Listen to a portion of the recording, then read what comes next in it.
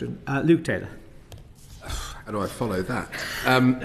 Thank you very much for the very comprehensive opening answer, which has kind of answered a number of my initial points and the points I was going to explore. But you spoke clearly about the red lines, and you spoke about the manifesto commitments that you made.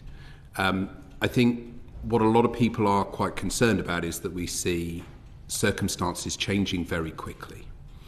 You mentioned hypotheticals, but as the Chair has mentioned, this morning we have suddenly tariffs being discussed on steel with the US, and so we don't really need to talk about potential hypotheticals. We've got these circumstances directly in front of us. I just want to press on the economic impacts, so the third pillar, first of all. So we've talked, obviously we prioritise growth and the government has prioritised finding growth wherever it can.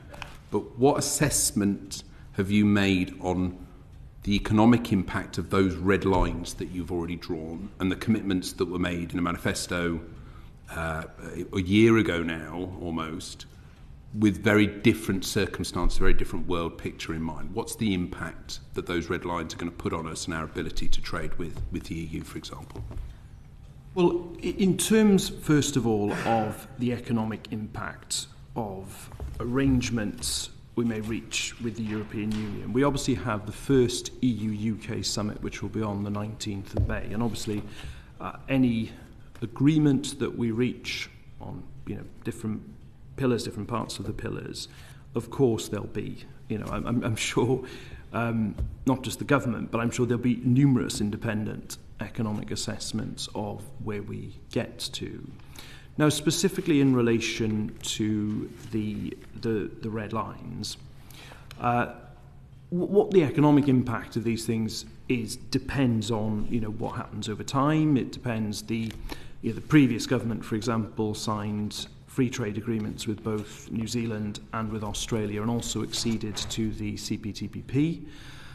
We shall have to see how that develops. But our position on this is that we will continue to seek deeper trading links. We want to increase our exports. I gave evidence before the DBT Select Committee with Minister Alexander about this only a few weeks ago. So we will continue to deepen trading links. As in my answer to the Chair, I said, we don't accept this binary choice of having to choose between allies. We will continue to deepen trading links. And I think in terms of the economic impact of our policy on the reset, I've no doubt there'll be significant analysis of it when we get to the summit. So, you talk about seeing the change and dealing with circumstances as they arise, yet they will always be constrained by these red lines if you are committing to stick to those. And the specific question was about the economic impact. Has that been quantified on the impact of those red lines written a year ago with different circumstances in mind? Well, there's a load of previous, I don't want to relive the 2017 to 19 Parliament, but there's analysis that was exactly that was done in that period. But ultimately, what the economic impact is depends upon events across the course of this Parliament. And I'm sure that we will be judged on that as by everything else. But what we are seeking to do here is to absolutely have a new partnership with the European Union, but we are doing so, I would argue, with a strong democratic mandate to do it from July of last year. We are doing it on the basis that's in that manifesto, and with examples in the manifesto of what we are seeking to negotiate. But to your question about, of course, the government's going to have to be agile in its foreign policy. I don't think there's any question about that as events develop. But at the same time, I do think, to your point, the democratic point is crucial as well in terms of how we've been elected and the basis upon which we've been elected. Just going on to how the reset is being conducted across different policy areas, obviously your role is to bring that into a single point so you can see within the various pillars, although hopefully or the silos, hopefully they're working fairly in an integrated way. So how are you working between those departments, and how are you overseeing that and coordinating between those various groups? So, first of all, we established through a machinery of government change the European Union Relations Secretariat in the Cabinet Office, and that was done last summer. So that brings together officials formerly in the Foreign Office, together with the Windsor Framework Task Force, together with a very small number of officials from the National Security Secretariat. So they're based, with me in the Cabinet Office. That then becomes the coordinating, central responsibility in government for our relationship with the European Union and for the work we need to do now on the EU-UK reset. The bilateral relationships between the UK and European countries remains with the Foreign Office, and we'll work very closely with both the Foreign Secretary and indeed the Europe Minister, Stephen Doughty, in terms of those bilateral relationships. Obviously, then, if you look at the various, the pillars that I've identified, the coordinating responsibility then becomes extremely important, because take, for example, the issue of irregular migration, which I was discussing with the Chair in the opening. Clearly, the Home Office leads in respect of that, but we'll work very closely with the Home Office. On something like a sanitary and phytosanitary agreement, that would obviously be DEFRA in the detail, but again, the coordinating function, the negotiating function, dare I even say it, ultimate trade-off decisions obviously belong in the Cabinet Office with me. And in terms of the relationship with the Commission, which is the negotiating body for the European Union, the negotiator for the Commission is Maroš Šefčovič, and obviously on the UK side it's me. So it's that direct relationship that is important now going forward.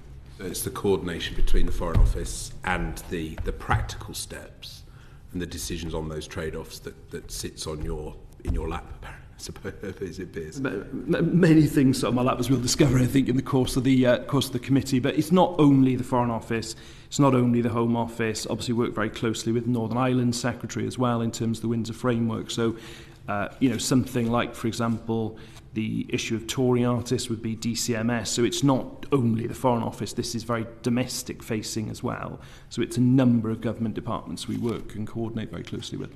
So on the Tory musicians, for example, when the calls are made for a scheme to simplify that, I know a colleague of ours has put in a 10-minute rule bill on that, to simplify the rules around that. That comes to the Foreign Office. Then where would that go to? And then you sit there and you look at the trade-offs around. No, that's my direct responsibility in terms of the negotiation.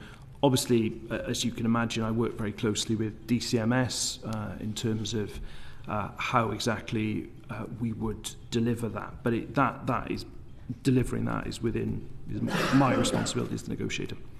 Good to know. Thank you. John, you mentioned during the briefing you might want to ask about the devolved administrations at this point. I'll come to okay, fine. And I'll steam on to the final point now. So this is about engaging with Parliament. How is that going to be managed? How are we going to be informed on the progress? How are we going to be informed on how the negotiations are going and ultimately the trade-offs that you're making? When are we going to get the chance to celebrate or decry the decisions that have been made, rather than through the press or social media? I have no doubt there'll be a range of reactions, but this is a really important point, and accountability to Parliament is very important for the government. Is very important for me.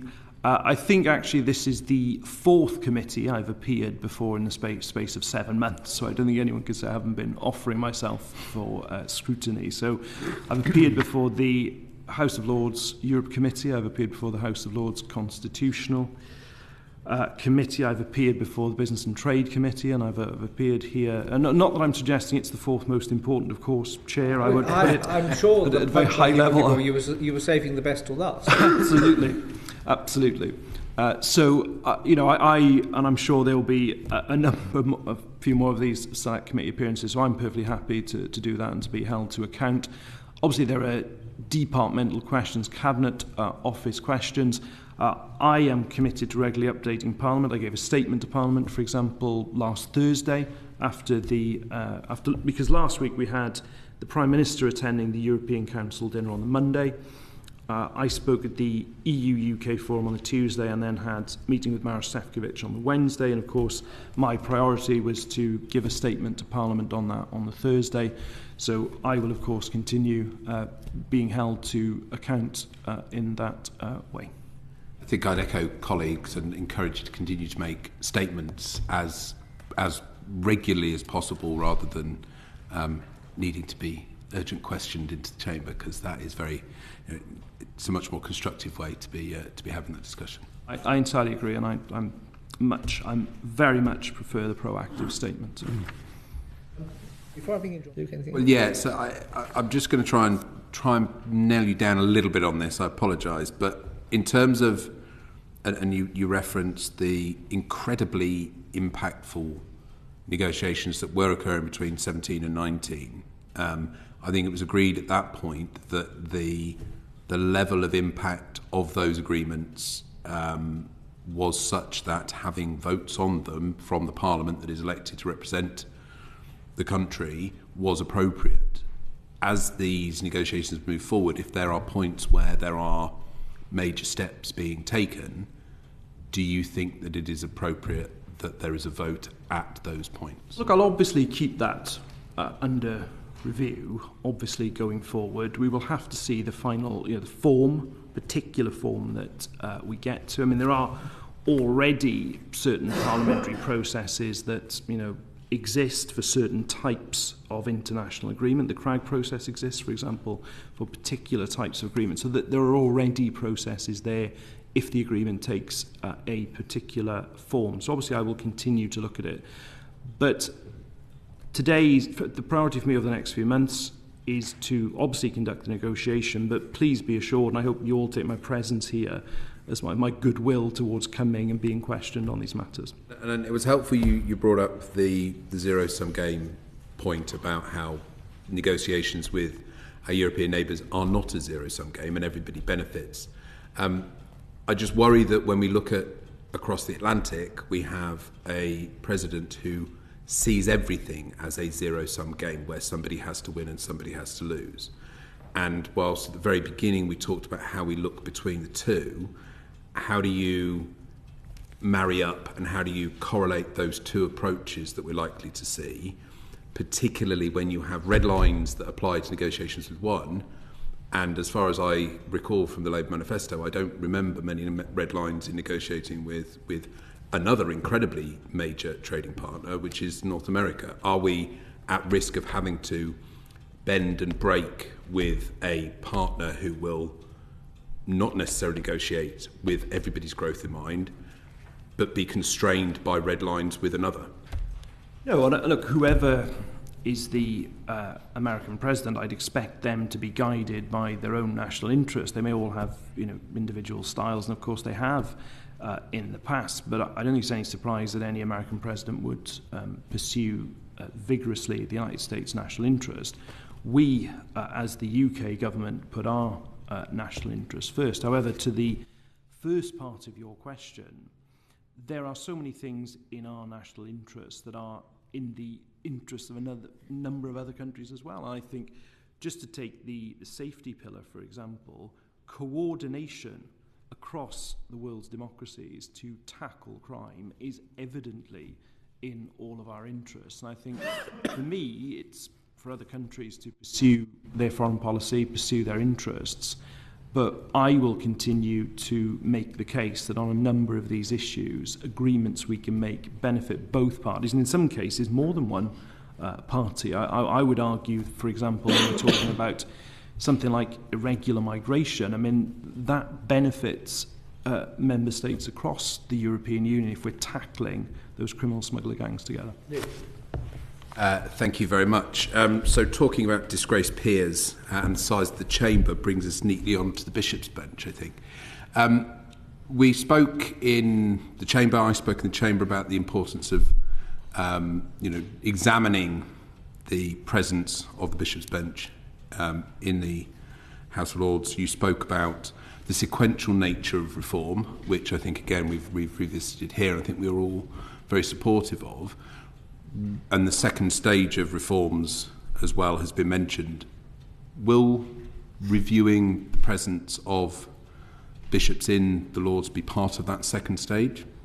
I'm not making proposals around disestablishment of the church, or indeed that's a separate point. Or the position. You are right; they are separate. Or the position of the bishops.